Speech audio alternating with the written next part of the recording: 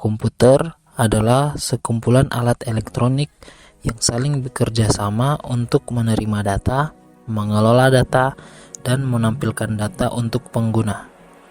Bentuk dan fitur komputer yang sekarang kita gunakan sudah jauh berbeda dengan komputer zaman dahulu. Perkembangan komputer dari pertama memasuki pasar hingga sekarang dapat dibagi menjadi 5 generasi yang berbeda.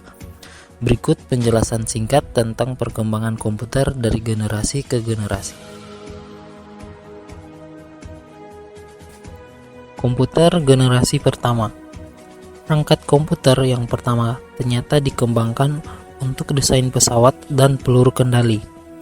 Digagas oleh Konrad Zuse, seorang insinyur asal Jerman.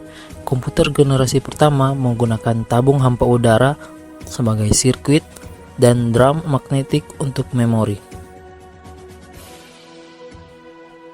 Komputer generasi pertama ini sangat mahal dan besar, hingga mengisi seluruh ruangan.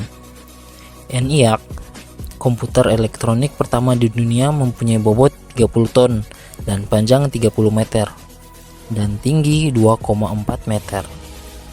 Komputer generasi pertama mengandalkan machine language, level bahasa pemrograman paling rendah yang dimengerti oleh komputer.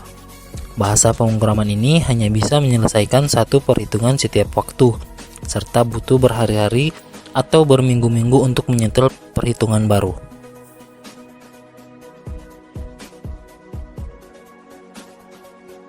Komputer generasi kedua. Diciptakannya transistor pada generasi ini mengubah wajah komputer yang dikenal generasi pertama. Transistor menggantikan tabung hampa dan memulai perkembangan komputer generasi kedua. Transistor jauh mengungguli tabung hampa dan memungkinkan komputer menjadi lebih kecil, cepat, murah, dan hemat energi dibandingkan dengan pendahulunya. Selain itu, pada generasi ini juga dilakukan pengembangan memori inti magnetik. Secara umum, komputer generasi ini sudah menggunakan bahasa pemrograman tingkat tinggi, kapasitas memori lumayan besar, tidak membutuhkan terlalu banyak listrik, dan proses operasi sudah cepat.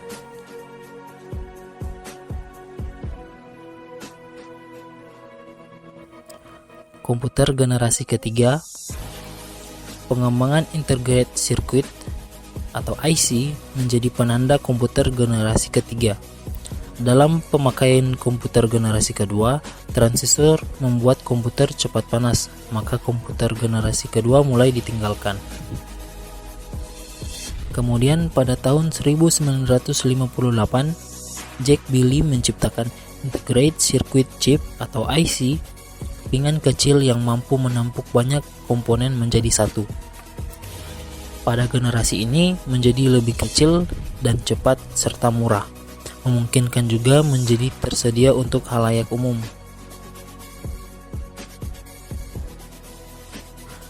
Komputer generasi keempat. Microprosesor menjadi terobosan dalam mendatangkan komputer generasi keempat dengan menyatukan ribuan IC ke dalam satu keping silikon.